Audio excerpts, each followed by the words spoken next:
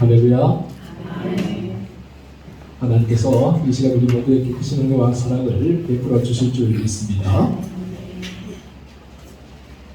여러분, 우리의 삶에 생기가 돋고 우리의 눈이 가장 반짝반짝거리는 순간에는 무엇인가 모험을 시작했을 때, 우리 안에 모험 정신으로 가득했을 때라고 할 수 있습니다. 어린아이들의 눈을 한번 보세요. 우리 하진이 와서 오늘 함께 예배를 드리는데요. 어린아이들의 눈을 보면 뭔가 호기심이 있는 것, 뭔가 궁금한 게 생기면요, 눈빛이 아주 반짝반짝거립니다. 예. 얼마나 반짝거리는지 몰라요. 왜 그럴까요? 모험 정신이 그 안에서 발동되었기 때문입니다. 그런데 안타깝게도 우리가 언젠가부터 이 모험 정신을 상실해버렸습니다. 그래서 우리의 눈에 총기가 없어지고 반짝거림이 사라져버리기 시작했죠. 스위스의 내과 의사이자 상담가였던 폴 트루니에가 모험으로 사는 정신, 모험으로 사는 인생이라는 책을 썼죠.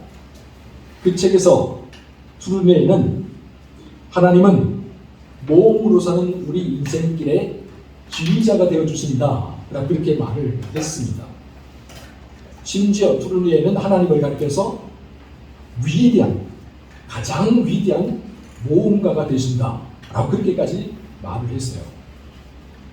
트루니가 이렇게 자신있게 말할 수 있었던 이유가 있죠. 여러분, 창세기 1장 27절을 보면 하나님께서 사람을 창조하시는데 사람을 누구의 모양과 누구의 형상으로 창조하실까요?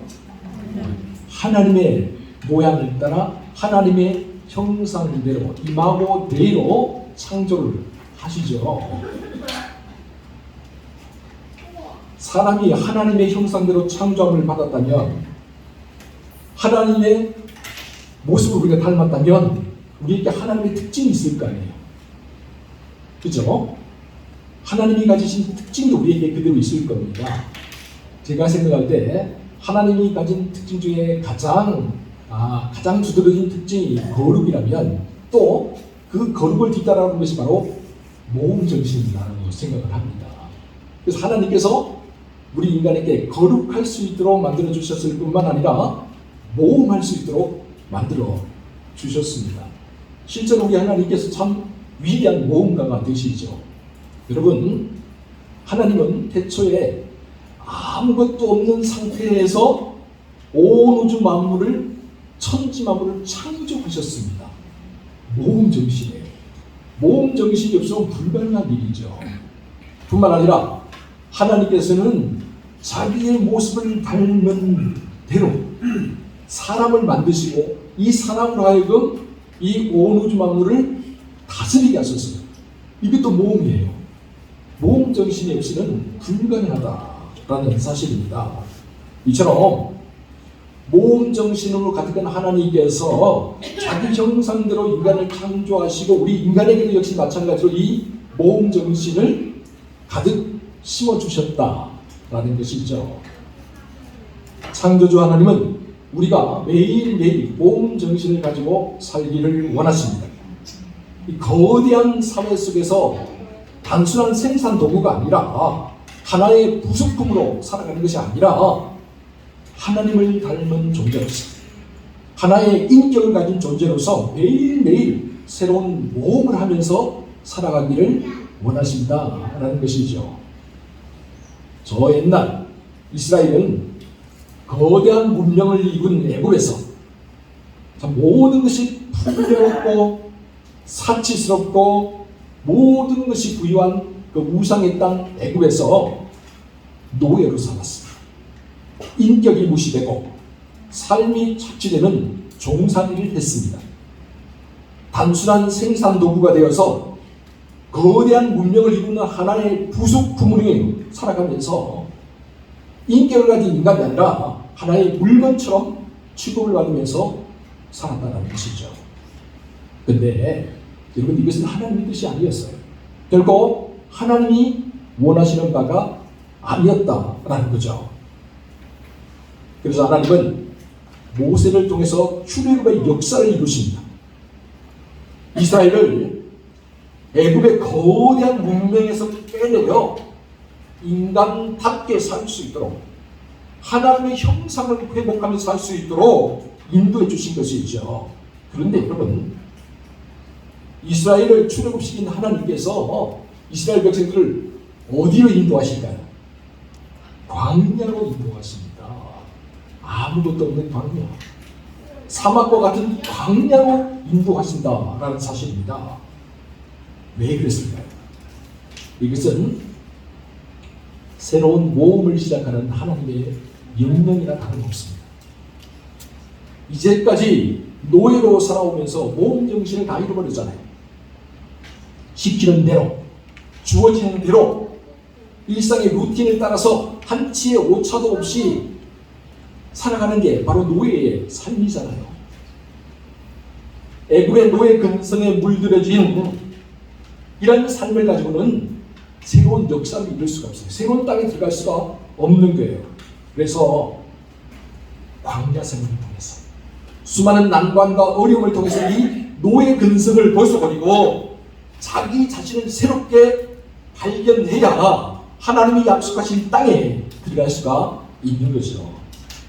그래야 하나님의 형상과 하나님의 모습을 회복한 진정한 하나님의 백성으로 거듭날 수가 있는 겁니다. 그래서 하나님께서 이스라엘을 광야로 인도하십니다. 무려 40년 동안 이 광야에서 살게 하십니다. 그리고 40년 광야 생활을 지나가는 동안에 이스라엘은 완전히 다른 민족이 되어버립니다. 광야 세대가 되어버린 것이죠.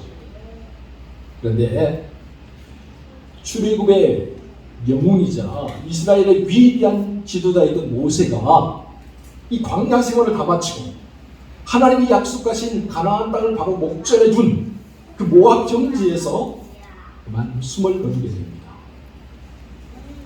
모세의 죽음과 더불어서 모세와 함께 출애굽했던 출애굽 1세대가 다 죽게 되죠. 오직 여호수아와 갈렙, 이 두 사람만 살아남았을 뿐 모세와 함께 출애굽했던 그 어른들, 출애굽 1세대는 다 죽어서 광야에 묻히게 됩니다. 출애굽 1세대 중에서 오직 여호수아와 갈렙만 살아남았는데요.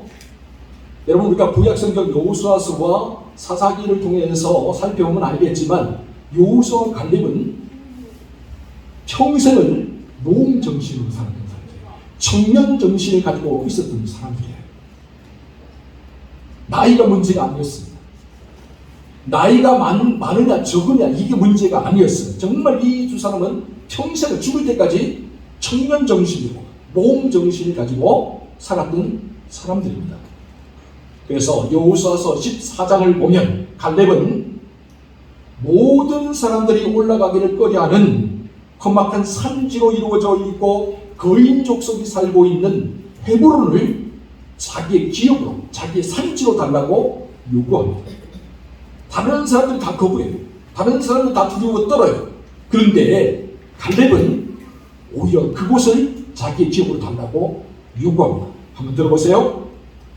내가 85세로 돼 모세가 나를 보내던 날과 같이 오늘도 내가 여전히 강건하니 내 힘이 그때나 지금이나 같아서 싸움이나 출입에 감당할 수 있으니 그날에 여호와께서 말씀하신 이 산지를 지금 내게 주소서. 여러분, 85세의 노인이었지만 갈렙은 여전히 모험 정신으로 가득했다는 사실입니다. 그래서 그는 하나님을 믿는 믿음으로 담대하게 앞장서서 나갔고 마침내 거인 족속을 물리치고 그 험악한 산지인 헤브론을 차지할 수가 있었습니다. 갈렙만 그렇습니까? 아니요. 여호수아도 역시 마찬가지더라는 거예요. 출애굽의 영웅 모세가 죽고 난 다음에 여호수아가 이스라엘의 지도자가 되었습니다. 그는 이스라엘 백성들을 이끌고 이제 가나안 땅으로 들어가야 될 사명을 부여받게 되어 있어요. 그런데 여러분, 모세가 죽고 난 다음에 이스라엘 백성들이 얼마나 불안했겠습니까? 얼마나 두렵고 초조했겠습니까? 애굽의 10가지 재앙을 내리고 넘실거리는 홍해 바다를 가르며 반석에서 물이 터져 나오게 했던 모세, 그 모세가 죽었어요. 모세가 아니면 어떻게 40년 동안이나 광야 생활을 할 수가 있었겠습니까? 200만 명이 넘는 사람이 어떻게 40년 동안 아무것도 없는 광야에서 살아남을 수가 있었겠습니까? 위대한 지도자 모세가 있었기 때문에 가능한 일이었죠. 그런데 그 모세가 가나안 땅을 바로 목전에 두고 죽었습니다. 그러니 이스라엘 백성들의 마음이 얼마나 초조하고 얼마나 불안하고 얼마나 두려웠겠습니까? 여러분, 이스라엘 백성들만 그랬나요? 아니요. 여호수아도 역시 마찬가지예요. 이렇게 위대한 모세가 이스라엘을 이끌 때도 늘 모세를 향해 원망하고 불평했던 이스라엘 백성들이었는데, 이제 이 위대한 모세가 죽었는데 자기가 이끌면 어떻게 되겠냐는 거예요. 감당할 수 있겠느냐, 과연. 얼마나 여호수아가 초조했겠습니까? 그래서 여러분, 여호수아서 첫머리, 첫 시작, 여호수아서 1장 1절부터 9절까지 말씀을 보면요, 3-4번에 걸쳐서, 아니 4번, 5번에 걸쳐서 하나님께서 여호수아를 찾아오셔서 말씀하시는 게 두려워하지 말아라. 강하고 담대하는 말이에요. 이것을 뒤집어서 생각해보면 지금 여호수아가 두려워하고 있다는 거잖아요. 불안해하고 있다는 거예요. 모세가 죽었는데 내가 이 백성들을 이끌고 과연 가나안 땅에 들어갈 수 있을까? 저 가나안 땅을 차지할 수 있을까? 그런 불안한 마음이 여호수아에게 있었던 거예요. 이를 아시고 하나님께서 여호수아를 찾아오셔서 4번, 5번에 걸쳐서 두려워하지 말고 놀라지 말아라, 강하고 담대하라, 그렇게 말씀을 해 주셨던 것이죠. 여러분, 그런데요, 여호수아는 갈렙과 마찬가지로 모험 정신으로 가득한 사람이었어요. 그는 포기할 줄 모르는 모험 정신을 가지고 진취적이고 긍정적인 마음으로 앞으로 전진해 나갈 줄 아는 사람이었다라는 것이죠. 그래서 하나님의 이 음성을 듣고 난 다음에 용기 백배하여서 다시 일어납니다. 이스라엘 진중을 두루 다니면서 백성들에게, 관리들에게 이렇게 말을 합니다. 양식을 준비하라. 사흘 안에 이 요단을 건너갈 것이다. 너희 하나님 여호와께서 너희와 함께하여 주사 가나안 땅을 차지하게 해 주시겠다. 이러한 여호수아의 용기와 담대함, 그리고 여호수아의 모험 정신이 이스라엘 백성들에게도 고스란히 전염이 되었습니다. 출애굽의 영문이 읽고 모세를 읽고 불안해하고 초조해하고 두려워하던 이스라엘이 여호수아를 닮아서 하나님을 바라보는 거예요. 전능하신 하나님이 함께 하신다면 우리가 능히 가나안 땅을 차지할 수 있다라는 그런 믿음의 눈으로 바라보기 시작했다라는 것이죠. 그래서 여호수아를 향해서 이렇게 말합니다. 누구든지 당신의 명령을 거역하며 당신의 말씀을 순종하지 아니하는 자는 죽임을 당하리니 오직 강하고 담대하소서. 그런데 여러분, 이렇게 강하고 담대한 마음을 품었다고 모든 게 다 해결될까요? 오늘 본문을 보니까 이렇게 강하고 담대한 마음으로 모험 정신으로 도전하려고 하지만 여호수아와 이스라엘 백성들 앞에는 커다란 하나의 장애물이 딱 버티고 있습니다. 바로 덩실거리는 요단강이에요. 본문 15절에서 보는 것처럼 요단강은 곡식을 거두는 시기가 되면 항상 강물이 범람해서 뚝에 넘쳤다 라고 되어 있습니다. 공교롭게도 여호수아와 이스라엘 백성들이 지금 요단강을 건너가는 시기가 보리를 추수하던 시기였어요. 강물이 뚝에 넘치는 그런 시기였다라는 것이죠. 넘실거리 뚝을 넘어오는 강물이 그들을 가로막고 있어요. 여러분, 200만 명이 넘는 사람이 이 강물을 어떻게 건너요? 뗏목을 만듭니까? 언제 뗏목을 만드나? 그럼 다리를 넣습니까? 어느 세월에 다리를 넣습니까? 어떻게 해야 되나요? 모험정신을 가득한 여호수아는 이때 하나님의 말씀에 귀를 기울입니다.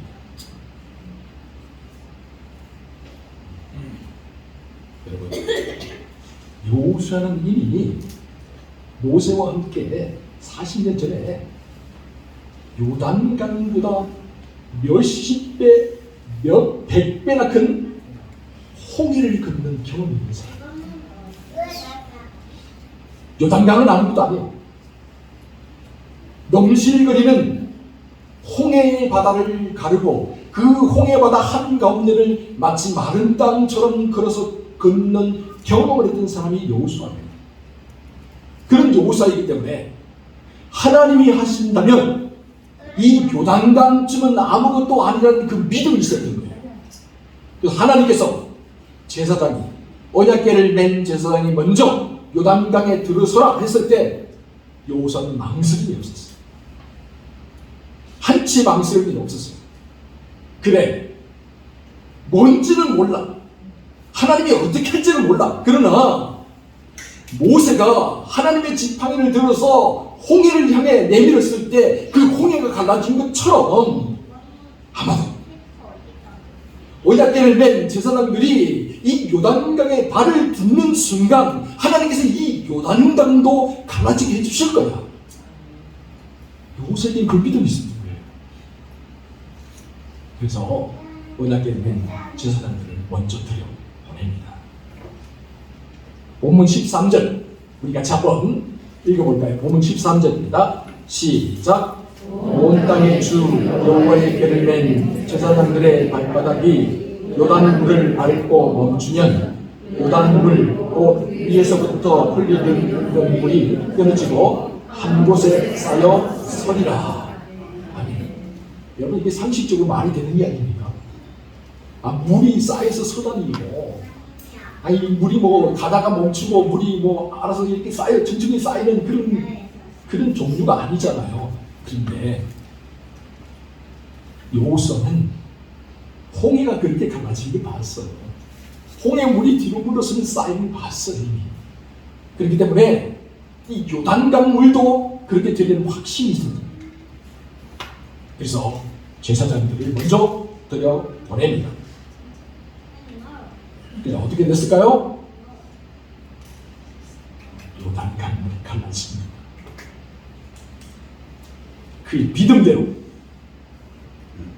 요단강물이 마치 기다렸다는 듯이 여호수아 앞에서 이스라엘 백성들 앞에서 갈라지면서 길을 냅니다. 어디로요? 여리고 바로 나갈 수 있도록. 저 옛날 40년 전에 홍해 바다가 양쪽으로 갈라지면서 마른 땅을, 마른 길을 냈듯이 지금 현재 여호수아 앞에서 요단강이, 그 넘실거리며 범람한 요단강이 갈라지면서 마른 땅을, 길을 내고 있는 거예요. 여러분, 문제는 사람의 마음. 안 된다, 안 된다 하면 안 되게 되고 있습니다. 그러나 여러분, 된다, 된다 하면 어떻게든지 방법이 생기고 어떻게든지 이루어지게 됩니다. 마음이 중요해요. 우리가 마음을 어떻게 먹느냐가 중요해요. 여러분, 언제나 그 무엇보다도 우리의 마음이 문제입니다. 1950년대 미국에서 실제로 있었던 일입니다. 브루노 클로퍼 박사가 있는데요. 브루노 클로퍼 박사가 크레비오젠이라는 항암약을 발명을 했어요. 크레비오젠이라는 이 항암약을 발명했던 소식이 전국에 쫙 퍼지니까 미국에서 막 사람들이 몰려들기 시작했어요. 항암약이 와 이것만 보면 다 낫는데 이런 소문이 난 거죠. 그 일리가 있겠습니까? 많은 그런 소문이 1950년대 미국에 돌았던 거예요. 그런데 클로프 박사가 치료하던 환자 중 한 명이 림프슨 종양을 앓고 있었어요. 근데 그가 조종사였거든요. 림프슨 종양을 앓다 보니까 폐에 물이 차는데 이게 이틀이나 3일에 한 번씩 물을 빼내줘야 상당히 심각한 그런 상황이었습니다. 근데 클로프 박사가 크레비오진이라는 이 항암약을 발명했다는 소식을 듣고 나한테 그걸 먼저 투여해야 된다 이렇게 이야기를 하게 됐어요. 그래서 완전하지 않다 아직까지 그렇게 이야기했음에도 불구하고 어차피 이렇게 살다가 죽으나 그거 내가 실험용으로 죽으나 똑같으니까 한번 나에게 투여를 해달라 이렇게 된 거예요. 그래서 투여를 했어요. 신기하게도 정말 수일 내에 폐에 찼던 물들이 싹 사라져요. 그리고 림프에 있던 종양들이 싹 사라져요. 그리고 얼마 안 되어서 정상 생활로 복귀를 하고 그가 조종사인데요. 다시 비행 조종을 하는 사람이 되었습니다. 너무 신기하죠. 그런데 문제가 생겼습니다. 크레비오젠의 효과에 대해서 미국 FDA 그게 뭐 음식이나 모든 식료에 대해서 이렇게 미국에서 관장하는 기관이거든요. FDA 또 미국 의학협회에서 발표하기를 크레비오젠은 항암에 효과가 없다 그렇게 발표합니다. 그런데 이 조종사가 그 이야기를 신문에서 읽었어요.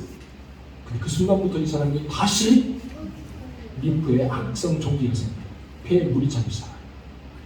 그래서 다시 클로퍼 박사를 찾아갔어요. 클로퍼 박사가 가만히 보니까 아니 이 사람 멀쩡히 다 나았던 사람인데 왜 이렇게 됐을까 가만히 들어보니까 크레비오젠이 효과가 없다는 이야기를 들었다. 그래서 이렇게 내가 더 아프기 시작했다 이렇게 이야기를 하는 거예요. 그래서 가만히 생각을 해보니까 아무래도 이 사람은 마음의 문제인 것 같다라고 했어요. 그 사람에게 증류수 아시죠? 우리 물을 완전히 증류해갖고 아무런 그런 게 없는 증류수가 있어요. 증류수를 놓아주면서 이게 크레비오젠보다 2배, 3배 강력한 항암 효과를 가진 신약이다 이렇게 이야기했어요. 혹시 아시는 분들 계세요? 플라세보 효과라는 게 있거든요. 위약이라는 거예요. 애들이 배가 아플 때 배에다 옛날에 저도 우리 어머니 그랬는데 빨간 약을 발라주면은 빨간 약 복도지기 그거 발라봐야 아무 소용이 없어요. 그 소독약이거든요. 그런데 배가 아프다 할 때 빨간 약 딱 발라주면 안심이 되잖아요. 그건 희한하게 배가 아파요. 플라세보 효과 또 위약 효과라고 하는데요. 위약 효과를 생각하면서 이 사람들에게 2~3배는 강력한 크레비오젠보다 2~3배는 강력한 항암약이다 하면서 놓아줬어요. 그랬더니 정말 수일 내로 다시 폐에서 물이 사라졌어요. 그리고 또 얼마 안 지나니까 림프에 있던 악성 종양이 싹 사라져버려요. 그래서 이 사람이 다시 조종사로 복귀를 했습니다. 세상에 신기하죠? 그런데요 또 비극이 시작됐습니다. 신뢰할 만한 연구기관에서 또 크레비오젠의 항암 효과를 부인하는 연구 결과를 또 발표하기 시작합니다. 미국 의학협회뿐만 아니라 FDA뿐만 아니라 전국적인 의사 임상 실험 결과 크레비오젠 항암 효과 전혀 없음 이라는 것이 신문에 대문짝입니다. 이 신문을 보고서 이 사람이 절망에 빠졌어요. 다시 상태가 악화되기 시작했어요. 그리고 결국 그는 죽고 말았다. 사람들은 흔히 주어진 현실 때문에 불행하다고 말을 해요. 돈이 없어서 불행하고 학벌이 안 되어서 불행하고 외모 때문에 불행하다고 그렇게 말을 하죠. 그러나 우리에게 주어진 현실과 상황이 우리를 불행하게 만드는 것이 아니고요. 그 상황과 조건을 해석하는 우리의 마음이 우리를 불행하게 만드는 거예요. 우리의 마음이 부정적인 쪽을 바라보고 있으면 부정적인 결론이 날 수밖에 없어요. 마음이 불행 쪽으로 이미 기울어져 있으면 불행할 수밖에 없는 거예요. 그러나 반대로 우리가 우리의 마음이 긍정적인 쪽을 바라보고 있으면 긍정적인 결과가 나와요. 마음이 행복한 쪽으로 기울어져 있으면 행복이 우리를 찾아와요. 따라와요. 똑같은 상황, 똑같은 일을 만나서도 우리가 어떻게 바라보고 어떻게 해석하느냐에 따라서 전혀 다른 결과가 우리에게 다가온다는 거죠. 그래서 잠언 4장 23절은 이렇게 우리에게 말해주고 있습니다. 모든 지킬 만한 것 중에 더욱 마음을 지키라. 생명의 근원이 이에서 남이니라. 마음이 우리의 몸을 지배하고요. 마음이 결국에는 우리의 삶을 지배합니다.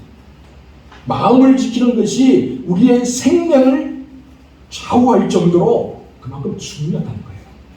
사랑하는 여러분, 이제 우리 모두가 이 오수아처럼 새롭고 위대한 모험을 시작하려고 합니다.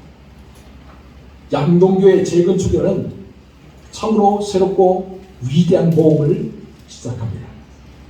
모험이라는 것이 설레고 흥분되기도 하지만 모험이라는 것이 때로는 불안하고 초조하고 두렵게 우리를 만들기도 해요. 그런데 모험으로 사는 우리 인생길에서 하나님이 지휘자가 되어주신다고 말씀하십니다. 삶의 불확실성과 모호함에도 불구하고 하나님은 언제나 우리를 모험의 길로 인도하시기를 원하시고 또한 모험으로 사는 우리 인생길에서 친히 아름답고 멋지게 지휘해 주시기를 원하신다는 사실입니다. 여호수아와 이스라엘 백성들이 넘실거리는 요단 강물 앞에서 모험 정신을 가지고 그 요단강에 들어섰을 때 그 요단 강물이 쫙 갈라지고 그들 앞에 마른 땅에 여리고로 가는 길이 쫙 열린 것처럼 우리도 이제 마찬가지예요. 발을 들여 놓아야 돼. 시작해야 돼. 발을 들여놓고 어떤 식으로 시작하게 되면 역사는 일어나게 되어 있다. 우리가 하는 게 아니고 하나님이 친히 지휘해 주시는 거예요.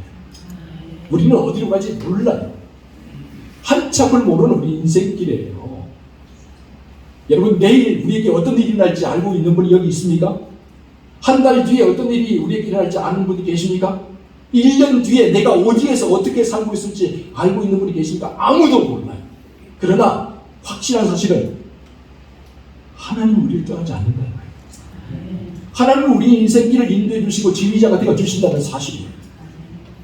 하나님이 우리 인생길을 지휘해 주시면 선하고 바르게 인도해 주실 줄 믿습니다. 여러분, 저는 믿습니다. 하나님이 모든 것이 합력하여 선을 이룰 수 있도록 우리의 마음과 생각을, 우리의 발걸음을 인도해 주실 줄 믿습니다. 우리가 알건 이와 하나님을 사랑하는 자, 곧 그의 뜻대로 부르심을 입은 자들에게는 모든 것이 합력하여 선을 이루는 일이라 말씀하셨습니다. 사랑하는 여러분, 모험으로 사는 인생길에서 하나님이 지휘자가 되어 주신다면 우리의 성공도, 우리의 실패도, 우리의 웃음도, 우리의 눈물도 모든 것이 다 합력하여 하나님의 선을 이루게 될 줄 믿습니다. 하나님의 뜻과 계획이 우리를 통해 이루어지게 될 줄로 믿습니다. 언제나 이 믿음으로 담대하게 전진해 나가는 저와 여러분 모두가 될 수 있기를 주의 이름으로 축원합니다. 기도하겠습니다. 주님, 감사합니다. 우리 양동교회 재건축을 위해서 쌍화길리 마을 해관에서 첫 예배를 드리며 새롭게 시작할 수 있도록 도와주시기 감사합니다. 이제 우리는 주님과 함께 새롭고 위대한 모험의 길을 떠납니다. 이 새롭고 위대한 모험의 길을 두려워하지 않게 하여 주옵소서. 두려워 떨거나 놀라면서 뒤로 물러서지 않게 하여 주옵소서. 주님, 모험으로 사는 우리 인생길에서 주님이 친히 지휘자가 되어 주심을 믿습니다. 합력하여 선을 이루는 주님께서 우리를 선하고 바른 길로 인도해 주실 줄 믿습니다. 주님이 친히 우리와 동행하여 주시고 때를 따라 돕는 은혜로 함께하여 주실 줄 믿습니다. 주님, 우리 양동교회 재건축을 친히 지휘해 주셔서 참으로 멋지고 아름답게, 참으로 영광스럽고 영화롭게 모든 역사를 주님의 뜻과 계획 안에서 이루어 주실 줄 믿습니다. 주님, 양동교회는 주님의 것이오니 주님의 뜻대로 하옵소서. 우리 양동교회 성도들은 주님의 백성들이오니 하나님의 나라와 주님의 영광을 위해 마음껏 사용하여 주옵소서. 오늘 우리에게 주님을 향한 굳고 굳센 믿음을 허락하여 주시고, 또한 일을 시작하신 주께서 모든 일을 마침내 이루어 주는 확신을 가지고 담대하게 앞으로 전진해 나아가게 도와주옵소서. 이 모든 말씀을 우리 구주 예수 그리스도의 이름으로 기도하옵나이다.